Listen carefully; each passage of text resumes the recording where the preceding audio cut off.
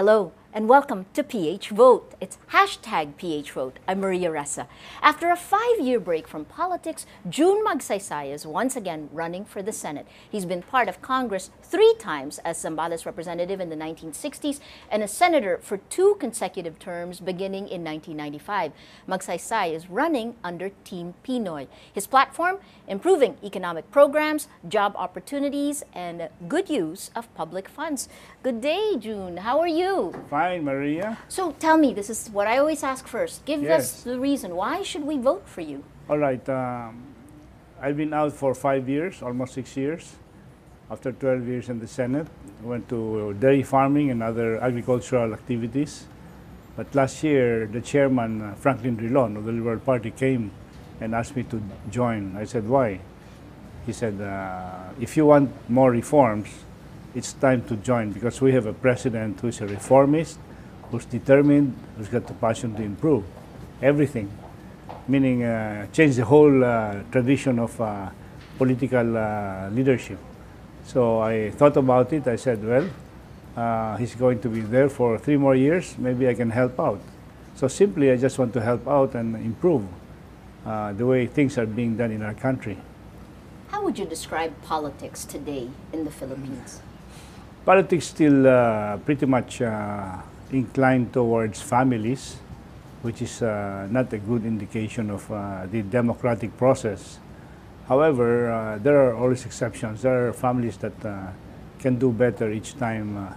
But politics is less personal. We have a lot of groups that are trying to really democratize the whole process.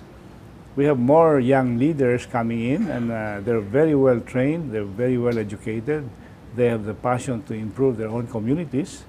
I've met with a lot of mayors and congressmen who just do it as they see it. So it's a good indication, it's improving. People talk about change, but what does change mean for you?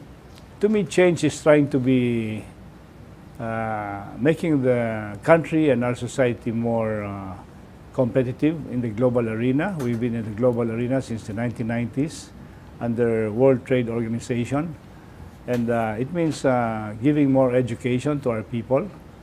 And even more important is to give them more opportunities right in their own country and so that they don't have to go overseas. To me, that is very important because the diaspora has been affecting a lot of families. So to me, change would be improving everything from top to bottom, including the economic factors of input so that our country will become, again, an attractive place to invest in and to work in. Well, there's so many age-old problems, though. You talked about some of them, political dynasties, for example, Yes. 70% of Congress, up to 70% of Congress, endemic corruption, educating the voter. Which of these things are important? How do you change these fundamental problems in the Philippines? Well, we have a president who has shown these past 3 years that he means business, and he has to be fortified. In effect, his leadership and that of his cabinet must get a full support from not only the legislative part of government, but from amongst our people themselves. Because if the people do not get to change the culture of handouts and just leaning on the government all the time and not be self-reliant, then the same old stuff will continue. So these are things that are important, that his leadership continues to be inspiring. He has a very high level of credibility, people having faith and hope in his administration. The only way that can be sustained is for the people around him to see to it that his vision and approach to a better society will be followed through. It's 25 days before elections. Yes. I mean, what have you discovered campaigning for these elections? What's different? Is there anything different about the Filipino voter today? They're much more informed, especially the below 45. And those 45 are really informed because they enjoy politics. So on the whole, there's more wisdom There's more depth. They're more educated. The only thing is they have to read up some more on some of the candidates. They have to do some basic research before we get into choosing candidates who are beauty queens or handsome princess. Try to balance the entertainment with substance and depth. How much of a role do you think vote buying will play in these elections? The optical scanning system will point to more vote buying and less terrorism. In the previous manual kind of voting, Yes. it takes even weeks to know who are the winners. But in the PICOS, within a day or so, you know already, especially the national. So the distortion of the will of the people will be just before. Yes. And this will be vote buying, choral, and all those material enticements. So you think vote buying will increase instead I of think the violence? not necessarily increase, but become the dominant way to sway votes, especially in the poor areas. But in Manila, of course, there are pockets of poverty here. That will be an issue. There are two Magsaysays running for the Senate. Yes. Again, that touches on dynasty, and it also seems to be a split within your own family. How do you address this? The two Magsaysays running for the Senate is simply incidental. Mitos Magsaysay with the opposition, with Una, had been running since maybe 2 years ago, even before I imagined running myself. Yes. She was very strong with the previous administration. On my part, it's only last year that I realized that it's time to come back for supporting the reform program. So it's incidental. If it's to hark back on the previous administration, they should vote for her. But if they feel that the president is doing well and we have to support him, I think the voters should vote us, Team Pinoy, especially most of us, hopefully the 12 of us. You're one of the older candidates running for office I'm now. the most senior in the Team Pinoy. You're the most senior in Team Most Pinoy. senior, but Manong Ernie Maceda's even more senior in the other side. It's all right. It's nature. You're also, earlier on we talked about the Internet Man of the Year. What does that, explain that? Well, this was an internet magazine that was so happy when the e-commerce law was passed. I see. So they just named it the Internet Man of the Year.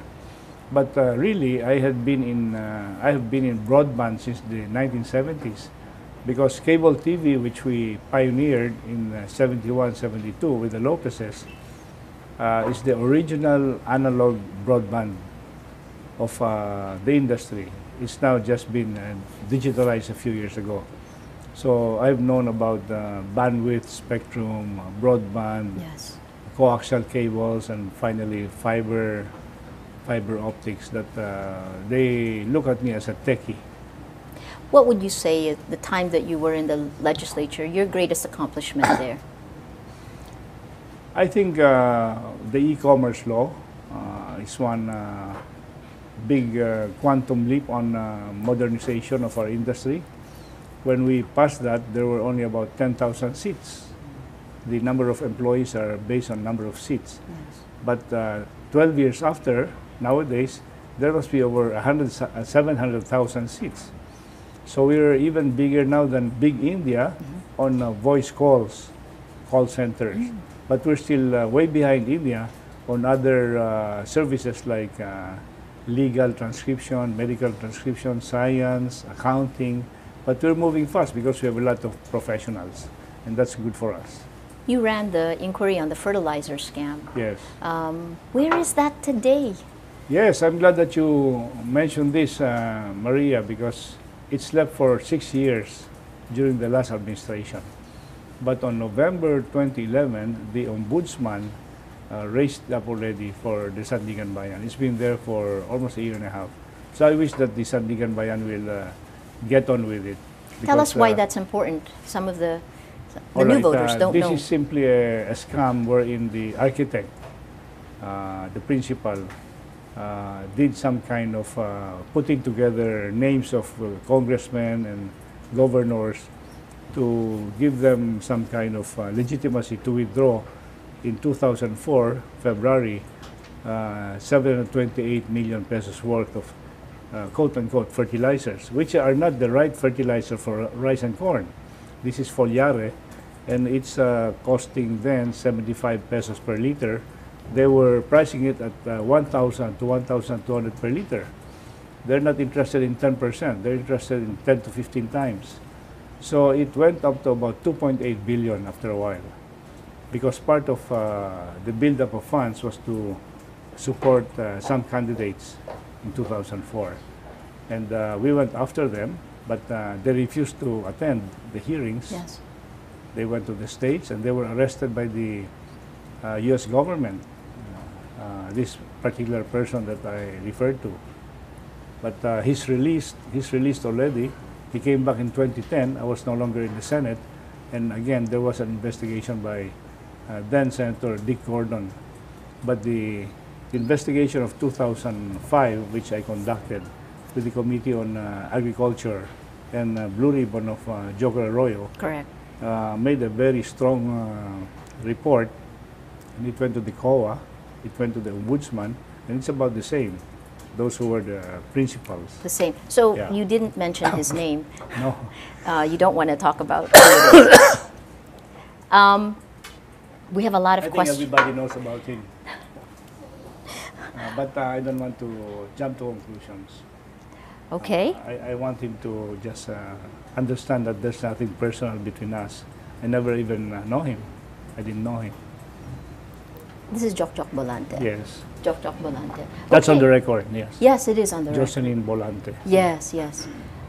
We have a lot of questions that are coming in Yes, now. Let me yes. just throw to you from what you were talking about with the internet from @Sesso. What does Jun Magsaysay think of the anti-cybercrime law? Are you for or against it? As it is now, I'm against it. The House and the Senate version were good. Generally, it was acceptable. Yes. We have to protect our ID, our credit cards and our transactions.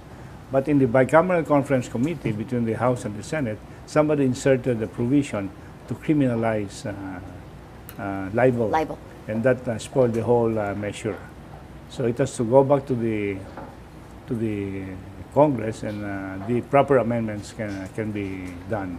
Incidentally, President Obama was so impatient to have his own cybercrime law in the States. Right. There were so many identity thefts and data thefts that he issued an executive order in the meantime. Yes. That's how important it is. I just came from a 2-day conference looking at the dangers of the internet. Yes.